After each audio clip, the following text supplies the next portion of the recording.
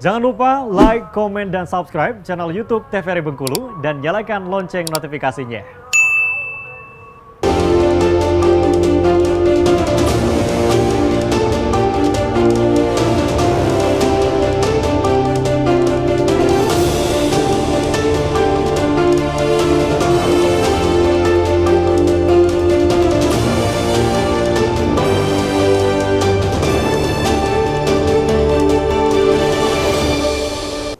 Ya pemirsa, Anda kembali menyaksikan Brendo TVRI Bengkulu edisi hari ini dengan tema seni lukis abstrak. Dan tentunya kita masih bersama dengan kedua narasumber kita, ada Pak Romi dan juga Pak Riswanto nih. Nah tadi di segmen sebelumnya kita sudah membahas nih Pak Romi bahwa ada ismenya di tiap eranya nih, di pahamnya masing-masing lah di tiap aliran seni lukis ini. Nah kalau seni abstrak ini sendiri lahirnya atas dasar pemberontakan terhadap apa atau dia antitesa terhadap pemahaman yang seperti apa di dalam seni lukis ini, Pak? Dulu lahir ketika seni itu berkutat pada figur-figur. Pada masa klasik, kemudian neoklasik dan era-era itu ya. Kemudian muncul tentunya kebosanan ya. Kemudian ada perdebatan-perdebatan, bahkan mungkin kepenatan itu juga lahir dari banyak seniman ketika melihat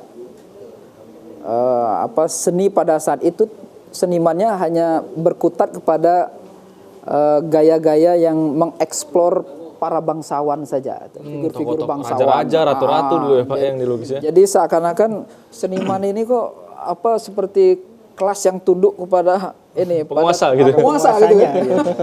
Jadi tidak bebas. Jadi mereka mengambil bahwa ada hal yang lebih bebas dibanding itu. Maka muncul seni rupa modern, kemudian ada abstrak di dalam. Termasuk salah satunya abstrak ya, karena kemerdekaan tanpa batas di sana ya, Iya, Pak. betul. Tapi yang bahkan di masa sekarang itu juga masih ada juga yang terpisah-pisah tuh. Iya. Ada seniman kerajaan, Ya. ada seniman bebas yang non kerajaan tuh di negara tetangga kita masih ada. independen ya, jalan sendiri ya, Pak ya. Iya. Yang seniman kerajaan itu dia dapat dukungan dari penguasa begitu. Sementara yang bebas ya mereka nggak dapat dukungan apa-apa, mandiri betul. Oke, karena juga di beberapa kota-kota besar, negara-negara besar, pameran-pameran seni kan sangat luar biasa sangat Ya. Itu mungkin disupport secara besar-besaran juga dari penguasa mungkin saat ini. Nah, tapi yang saya penasaran itu yang dapat kita kategorikan sebagai lukisan abstrak itu bagi orang awam nih seperti apa menilainya? Oh, ini lukisan abstrak, ini bukan ya. Seperti apa secara sederhana membedakannya, Pak? Abstrak ingin melepaskan dari representasional ya, bentuk-bentuk di alam nyata. Mereka ingin pure mengeksplorasi keindahan dalam aspek visual. Jadi misalnya unity, kemudian sense of interest ya, kemudian komposisi dan sebagainya. Bahkan ingin berlepas lagi lebih dari itu gitu. Jadi jangan heran kalau misalnya lukisan abstrak kita temukan ada bentuk-bentuk yang acak gitu ya, tanpa batas. Kayak coret-coret gitu. Coret-coret. Jadi ada masa-masa abstrak ini banyak juga dia nanti turunannya dari abstrak murni yang benar-benar pure bebas gitu ya. Kemudian ada abstrak figuratif juga ada akhirnya gitu ya. Abstrak figuratif juga ada. Ada pola-pola tertentu juga di dalam sana. Jadi kalau misalnya seperti abstrak murni tokoh dunia itu seperti Piet Mondrian, Wassily Kandinsky gitu. Saya ingat waktu kuliah saya masuk di tahun 98 ya. Ada era juga di mana saya punya ketertarikan terhadap seni lukis abstrak. Tahun 2004-2005 kalau nggak salah itu. Saya masih punya koleksi karya-karya saya yang abstrak itu. Dan juga tren gitu. Ternyata memang kita tidak bisa melepaskan diri juga dari tren. Tapi pada akhirnya juga bahwa seniman itu tetap dia akan punya gaya atau bahasa bicaranya sendiri melalui rupa gitu. Dan saya menelusuri kalau misalnya saya sendiri, saya nggak bisa lepas nih dari gaya-gaya surrealisnya saya. Tapi ketika saya bermain di abstrak itu masih tetap menarik. Bahkan karya saya yang terakhir diapresiasi Bank Indonesia beberapa waktu yang lalu di bandara. Itu abstrak, karya abstrak. Lukisan abstrak maksudnya Pak? Kepala Bank Indonesianya minta karya itu dia suka gitu, kemudian langsung dipinang gitu. Dan itu abstrak yang dekoratif gitu. Ada unsur besureknya juga, tapi abstrak, karya abstrak.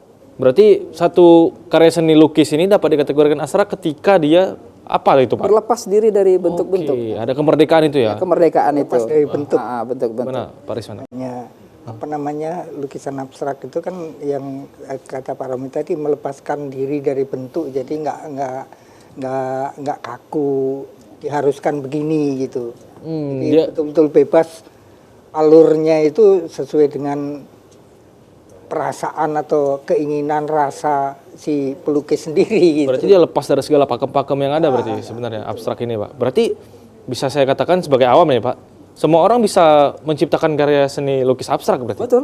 Betul. Semua orang? Betul. Nah lantas penilaian baik buruknya, bernilai tinggi, bernilai rendah, di mana itu Pak kalau seperti itu? Kalau kita coret-coret, oh ini udah abstrak ini. Seperti Seperti apa nih Pak? misal ya, kalau bahasa Bengkulu, coret-coret, tahu-tahu misalnya harganya puluhan juta gitu. Orang awam melihat, wah kalau cak itu, Bisa juga. aku juga paca, anak cuci juga paca. Gitu. Iya kan. Tapi yang menarik di dalam dunia seni lukis itu begini, konsistensi seorang seniman, kemudian dia mampu bertanggung jawab dengan karyanya tidak gitu. Kemudian pasti nanti satu titik di mana dia akan ditanya konsepnya seperti apa, konsep berkeseniannya. Nilai filosofisnya ada juga Iya. gitu berarti ya Nah Pak? nanti ada memang faktor-faktor pendukung ekosistem kebudayaan yang dia berada di dalamnya, yang melihat bahwa seniman ini konsisten, bukan apa istilahnya itu mendadak dangdut itu. Tiba-tiba terus hilang lagi. Artinya juga tiap pelukis abstrak ini punya corak dan polanya masing-masing juga sebenarnya, Iya, punya cirinya masing-masing. Ciri masing-masing.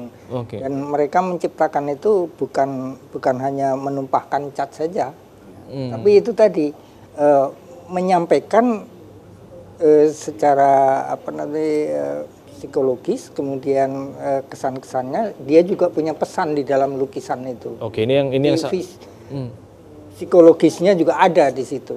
Oke. Jadi semua bisa menikmati walaupun masing-masing tidak sama itu. Oke, ini yang cukup menarik karena di balik sebuah lukisan, sebuah karya kan pasti ada nilai historinya, nilai filosofisnya dan lain sebagainya. Yang ini akan kita bahas di segmen selanjutnya berkaitan dengan sisi historis ataupun filosofis dari sebuah karya seni lukis abstrak. Kita akan jeda terlebih dahulu. Pemirsa jangan kemana-mana, tetap di Brendo TVRI Bengkulu.